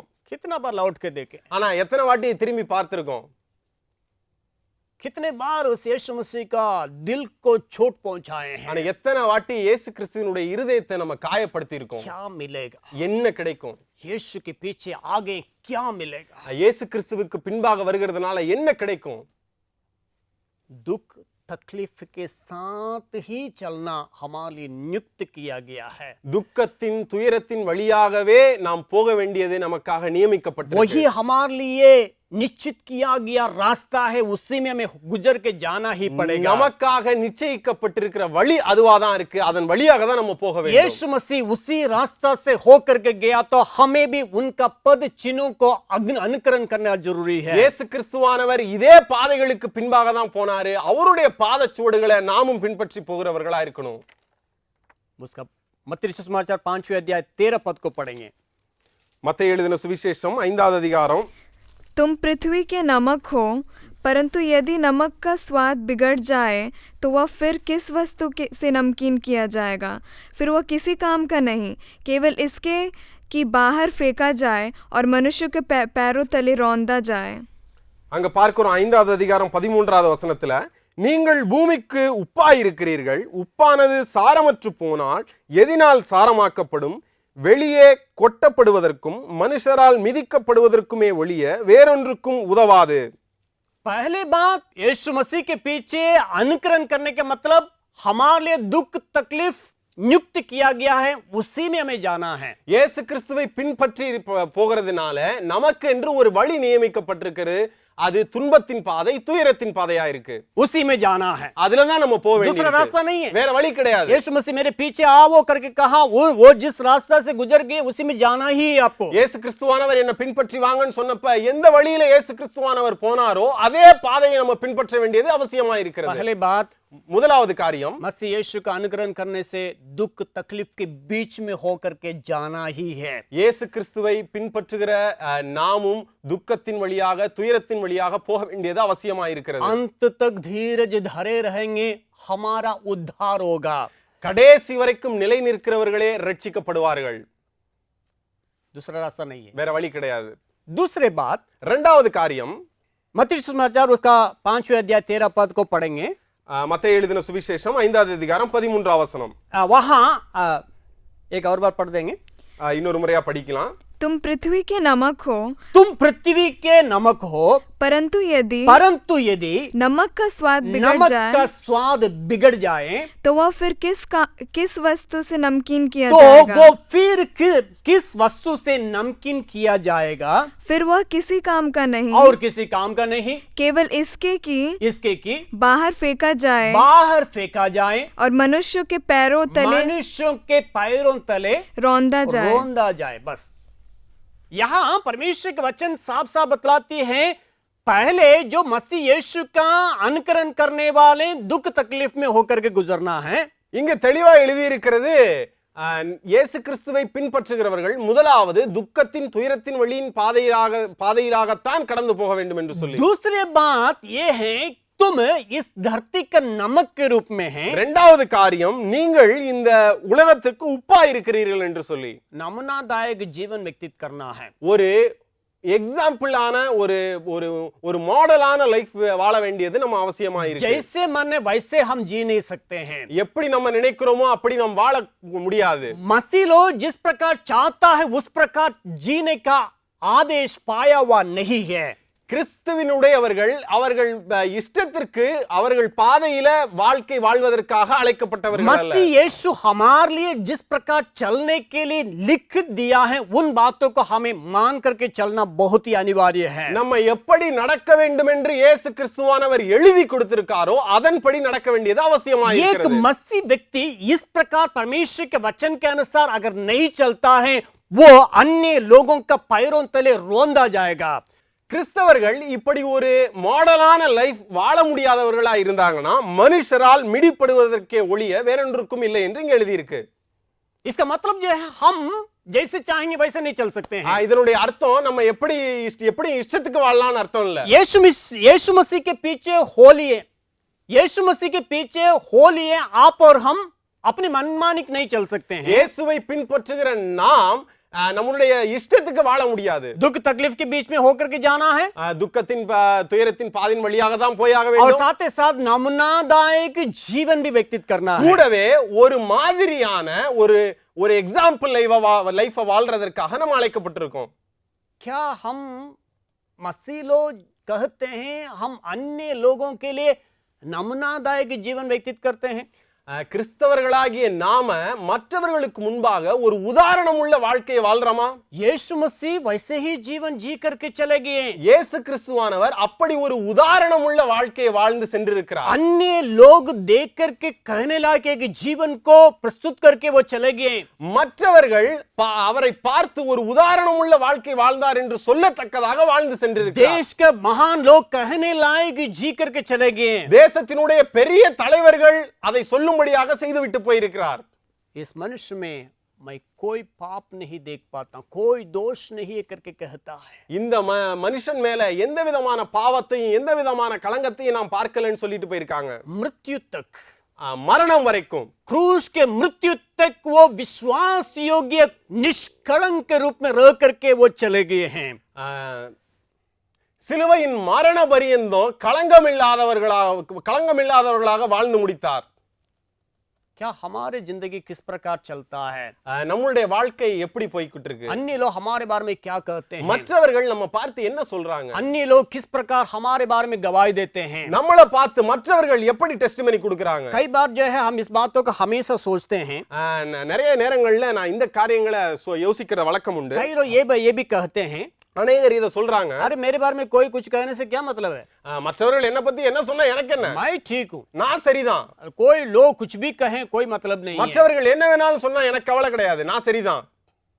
नहीं नहीं नहीं, இல்ல இல்ல அப்படி आप ऐसा नहीं कर सकते हैं। நீங்க அப்படி சொல்ல முடியாது. आप अन्य लोगों के सामने नमूनादायक जीवन व्यतीत करना ही होगा। நீங்கள் மற்றவர்களுக்கு முன்பாக ஒரு உதாரணம் உள்ள வாழ்க்கை வாழ்ந்துதான் ஆக வேண்டும். पहला तीमुथियुस उसका 4 अध्याय उसका 12वें पद इस प्रकार कहता है। पहला तीमुथियुस उसका 4 का 12वें पद, 1 தீமோத்தேயு 4வது அதிகாரம் 12வது வசனம். कोई तेरी जवानी को तुच्छ न समझने पाए, कोई तेरी जवानी को तुच्छ न समझने पाए, पर वचन वचन और चाल चलन और प्रेम प्रेम और और विश्वास और और पवित्रता पवित्रता में विश्वासियों के लिए आदर्श बनना है। 12வது வசனத்துல இப்படி எழுதியிருக்கிறது, உன் இளமையை குறித்து ஒருவனும் உன்னை அசட்டை பண்ணாதபடிக்கு நீ வார்த்தையிலும் நடக்கையிலும் அன்பிலும் ஆவியிலும் விசுவாசத்திலும் கற்பிலும் விசுவாசிகளுக்கு மாதிரியாயிரு. क्या करना है? எப்படி இருக்கணும்? आदर्श बनना है। लोग मेरे बारे में कुछ भी कहने से कोई मतलब नहीं करके कह नहीं सकते हैं। हम अन्य लोगों के लिए आदर्श के रूप में रहना है। நம்ம மற்றவர்களுக்கு முன்பாக ஒரு உதாரணம் உள்ளவர்களா இருக்கணும். यीशु मसीह भी उसी बात को करके दिखाया। இயேசு கிறிஸ்துவானவர் இப்படிதான் நடந்து நமக்கு காண்பித்தார். यीशु मसीह ये कह करके नहीं गया, ठीक है मैं तो ठीक हूं, कोई भी कुछ भी कहने से कोई मतलब नहीं करके नहीं गया। இயேசு கிறிஸ்துவானவர் இப்படி சொல்லிட்டு போல, நீங்க எப்படி வேணாலும் வாழலாம், எனக்கு கவலை இல்லைன்னு சொல்லிட்டு சொல்றதுக்காக அவர் அப்படி சொல்லிட்டு போல. यीशु मसीह स्वयं ये नहीं कहा मैं अच्छे हूं, लोग मेरे बारे में कुछ भी कहें उससे कोई मतलब नहीं करके कहा नहीं है। இயேசு கிறிஸ்துவானவர் இப்படி சொல்லல, ஜனங்க என்ன நினைச்சா என்ன, நான் என் பார்வையில நல்லவனா இருக்கேன் அப்படின்னு சொல்லி. यीशु मसीह लोगों से पूछा, लोग मेरे बारे में क्या कहते हैं? இயேசு கிறிஸ்துவானவர் சீஷர்களிடத்துல இப்படியா கேட்கிறாரு, ஜனங்கள் என்ன பற்றி என்ன நினைக்கிறாங்கன்னு சொல்லி. पहले लोग अन्य लोग मेरे बारे में क्या कहते हैं? மற்றவர்கள் என்னை பற்றி என்று என்ன சொல்லுகிறார்கள் என்று சொல்லி. चले लोग कहने लगे, हे प्रभु तू तो बड़ा भविष्यवक्ता करके लोगों का कहना में। சீஷர்கள் சொல்றாங்க, நீங்க பெரிய தீர்க்கதரிசி என்று சொல்றாங்க. ठीक है कोई बात नहीं, சரி ஒண்ணும் பிரச்சனை இல்ல, तुम लोग क्या कहते हो? நீங்க என்ன யோசிக்கிறீங்க?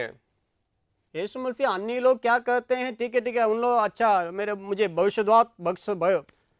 मुझे भविष्यवक्ता कहते हैं, अच्छी बातें करके वो संतुष्ट नहीं हुए। இயேசு கிறிஸ்துவானவர் இப்படி சொல்லி நிறைவடையல, ஓகே ஓகே மற்றவங்க என்ன பத்தி தீர்க்கதரிசின்னு சொல்றாங்களா அப்படின்னு சொல்லிட்டு அங்க நிறுத்தல. यीशु मसीह पूछ रहे हैं, तुम मेरे बारे में मुझे क्या कहते हो? சீஷர் இடத்துல கேட்கிறாங்க, நீங்க என்ன பத்தி என்ன நினைக்கிறீங்க?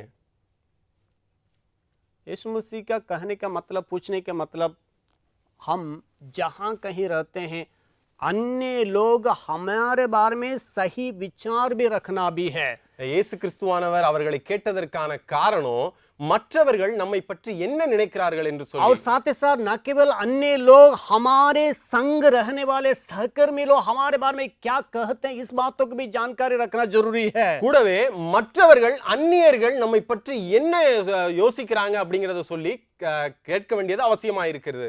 पतरस कहता, हे प्रभु तू जीवित परमेश्वर का पुत्र है. பேதுரு சொல்றாரு, நீர் உயிருள்ள தேவனுடைய குமாரன் என்று சொல்லி. हमारे बारे में लोग क्या कहते हैं? நம்மள பத்தி மற்ற ஜனங்கள் என்ன சொல்றாங்க? आप जो विश्वासी लोग, मेरे सुनने वाले, आपके बारे में लोग क्या कहते हैं? விசுவாசிகளை பார்த்து இன்னைக்கு ஜனங்க என்ன கேக்குறாங்க, யோசிக்கிறாங்க? क्या आपके बारे में कहते हैं सच्चा ये मसीह है? உங்களை பற்றி இது சொல்றாங்களா, உண்மையான கிறிஸ்தவன் என்று சொல்லி? कैसे गवाही पाए हैं? எப்படி உங்களை பத்தின டெஸ்டிமனி என்ன சொல்றாங்க? आपके गांव में, உங்களுடைய கிராமத்துல, आपके शहरों में, உங்களுடைய சிட்டில, आपके गलियों में உங்களுடைய தெருக்கள்ல क्या कहते हैं? என்ன சொல்றாங்க உங்களை பற்றி? चर्च में जाने से इतना लगता है कि बाप रे, और इतना पवित्र व्यक्ति चले आया, लेकिन चर्च से बाहर निकलते ही इतना कचरा बन करके निकलते हैं, लोग आपके मुंह से कुछ बातों को सुनने लायक नहीं रहता है. சபைக்கு வர்றப்ப ரொம்ப பரிசுத்தமானவர்களை போல வர்றாங்க, ஆனா சபையை விட்டு வெளியே வந்த உடனே ரொம்ப குப்பையை போன்று உங்களுடைய வாயில, அவர்களுடைய வாயில இருந்து ஒரு வார்த்தையும் கேட்க இஷ்டமில்லாதவர்களா இருக்காங்க. आज जागृति ना आने के कारण मसीह लोग हैं. இன்னைக்கு ரிவைவல் வராததற்கான முக்கிய காரணம் கிறிஸ்தவர்களே. कारण क्या मालूम है? காரணம் என்னன்னா, कहते हैं कुछ, करते हैं कुछ. சொல்றது ஒண்ணு, செய்யறது ஒண்ணா இருக்கு. हम प्रचार करते हैं कुछ और जो है बाहर निकलते हैं और कुछ कर बैठते हैं. நம்ம பிரசங்கிக்கிறது ஒண்ணா இருக்கு, வெளியில போய் நம்ம செய்யற காரியம் ஒன்றா இருக்கு. बाइबल बतलाती है कि मत्ती सुसमाचार 18 अध्याय 6वें पद में इस प्रकार लिखा है. மத்தேயு எழுதின சுவிசேஷம் 18வது அதிகாரம் 6வது வசனத்துல இப்படியா எழுதி இருக்கிறது. मत्ती 18 अध्याय 6 पद, पर जो कोई इन छोटों में से जो मुझ पर विश्वास करते हैं एक को ठोकर खिलाए, उसके लिए भला होता कि बड़ी चक्की का पाट उसके गले में लटकाया जाता और वह गहरे समुद्र में डुबाया जाता.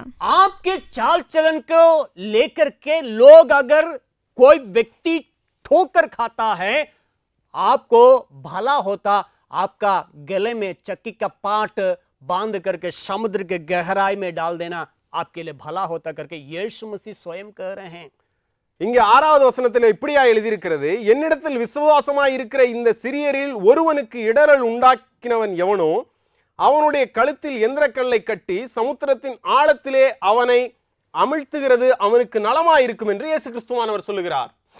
मतलब यीशु मसीह के पीछे अनुकरण करने वाले नमूनादायक जीवन व्यतीत करना ये अनिवार्य है. அதாவது இயேசு கிறிஸ்துவை பின்பற்றுகிறவர்கள் ஒரு உதாரணமுள்ள வாழ்க்கை வாழ்வது மிக அவசியமா இருக்கிறது. यीशु मसीह के चलते दुख तकलीफ को उठाना जरूरी है. இயேசு கிறிஸ்துவின் நிமித்தம் துக்கத்தையும் பாடுகளையும் நம்ம ஏற்றுக்கொள்வது அவசியம்தான். यीशु मसीह के चलते निंदा को सहना अनिवार्य है. இயேசு கிறிஸ்துவின் நிமித்தம் நிந்தனைகளை சுமப்பது ரொம்ப அவசியமா இருக்கிறது. यीशु मसीह के चलते सताए जाना जरूरी है. இயேசு கிறிஸ்துவின் நிமித்தம் நாம் துன்பப்படுகிறது அவசியமா இருக்கிறது. हम किसी भी कारण वजह अन्य लोगों के लिए ठोकर का कारण नहीं बनना है. நம்ம எந்த காரணத்தினாலும் மற்றவர்களுக்கு இடரல் உண்டாக்குறவர்களா இருக்க கூடாது. हम औरों के लिए आदर्शमय जीवन व्यतीत करने की जरूरत है. நம்ம மற்றவர்களுக்கு முன்பாக ஒரு உதாரணம் உள்ள வாழ்க்கை வாழ வேண்டும். इसलिए यीशु मसीह कह रहे हैं कि मन में शुद्ध रखने वाला या मन में पवित्रता के साथ रहना करके यीशु मसीह कहता है. அதனால தான் இயேசு கிறிஸ்துவானவர் சொல்கிறாரு, மனதில பரிசுத்தம் உடையவர்களா இருங்கன்னு சொல்லி. लेकिन हम किस प्रकार जीवन निर्वाह करते हैं? ஆனா நம்ம வாழ்க்கையை எப்படி நம்ம வாழ்றோம்? मनमानी की जीवन व्यतीत करने के लिए परमेश्वर ने नहीं बुलाया. நம்ம இஷ்டத்துக்கு வாழும்படியாக தேவன் நம்மை அழைக்கவில்லை. हम बुलाए गए स्वर्ग के लिए. நம்ம பரலோகத்திற்காக அழைக்கப்பட்டவர்கள்.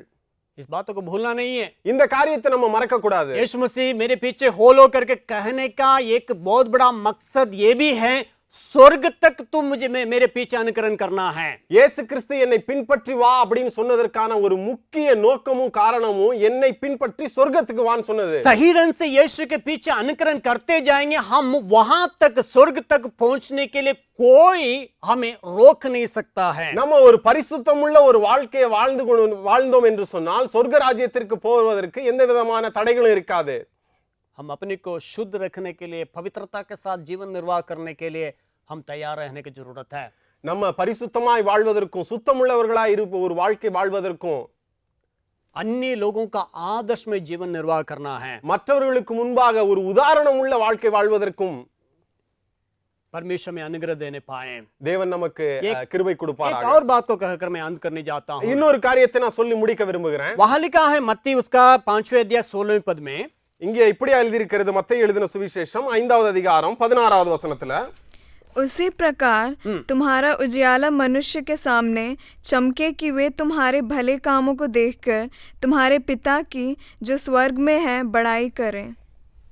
16வது வசனம், இவ்விதமாய் மனுஷர் உங்கள் நற்கிரியைகளை கண்டு பரலோகத்தில் இருக்கிற உங்கள் பிதாவை மகிமைப்படுத்தும்படி உங்கள் வெளிச்சம் அவர்களுக்கு முன்பாக பிரகாசிக்க கடவது. परमेश्वर पिता की महिमा हमारे द्वारा होना है। நம்ம மூலமா தேவனுடைய நாமம் மகிமைப்பட வேண்டும். हमारे द्वारा स्वर्ग में आनंद की बातें होना है। நம்ம மூலமா பரலோகத்துல ஒரு சந்தோஷமான காரியம் உருவாகணும். हमारे कार्य के द्वारा, हमारे अंदर से निकलने वाला फलों के द्वारा पिता परमेश्वर महिमा होना है, उनका नाम। நம்மளுடைய செயலின் மூலமாக, நற்கிரியையின் மூலமாக பிதாவானவருடைய நாமம் மகிமைப்பட வேண்டும். ये कैसे हो सकता है? இது எப்படி நடக்கும்? जैसे मैंने पहले कहा था, எப்படி நான் முன்பாக சொன்னனோ, दुख तकलीफ के बीच में होकर के जाने से, துக்கத்தின் வழியான, துயரத்தின் வழியான பாதைகளில் நடக்கும்போது परमेश्वर के सामने एक ऐसा जीवन व्यतीत करना है पवित्रता के साथ। தேவனுக்கு முன்பாக அப்படி ஒரு பரிசுத்தமுள்ள வாழ்க்கை வாழும்படியாக, अन्य लोगों के सामने आदर्शमय जीवन व्यतीत करना है, மற்றவர்களுக்கு முன்பாக ஒரு பரிசுத்தமுள்ள வாழ்க்கை வாழ்வதற்காக, साथ ही साथ पिता हमारे द्वारा महिमा प्राप्त करने लायक जीवन निर्वाह करना है। கூடவே நம் மூலமாக, நம்முடைய வாழ்க்கையின் மூலமாக தேவனுடைய நாமம் மகிமைப்படும்படியான ஒரு வாழ்க்கை வாழ வேண்டும். स्वर्ग आनंदित होने लायक, பரலோகம் ஆனந்தப்படும் ஒரு வாழ்க்கை. स्वर्ग कब आनंदित हो सकता है? பரலோகம் எப்படி சந்தோஷக்கூடும்? बाइबल बतलाती है, வேதம் இப்படியா சொல்லுகிறது, एक पापी का मन फिराने से स्वर्ग में बहुत आनंद होती है करके। ஒரு மனம் திரும்புகிற பாவியின் நிமித்தம் பரலோகத்துல மிகுந்த சந்தோஷம் உண்டாகுறதுன்னு நம்ம பார்க்கிறோம். ये कैसे संभव है? இது எப்படி நடக்கும்? आप और हम जो है परमेश्वर के वचन को औरों तक पहुंचाते उस वक्त में लोग यीशु मसीह को ग्रहण करते हैं, स्वर्ग में आनंद होता है। இது எப்படி நடக்கும்? நீங்களும் நானும் இயேசு கிறிஸ்துவை மற்றவர்களுக்கு சொல்லுவதன் மூலமாக அவர்கள் மனம் திரும்பி ரட்சிக்கப்பட்டு தேவனிடத்துல சேரும் பொழுது பரலோகத்துல ஒரு மிகுந்த சந்தோஷம் உண்டாகும். पिता की नाम की महिमा हो सकता है, தேவனுடைய நாமம் மகிமைப்படும். इसलिए यीशु मसीह लोगों को जब चेलों को न केवल दुख की बातों को कहा था, இதனால இயேசு கிறிஸ்துவானவர் வெறுமனையா சீஷர்களுக்கு துக்கத்தின் காரியங்களை சொல்லல.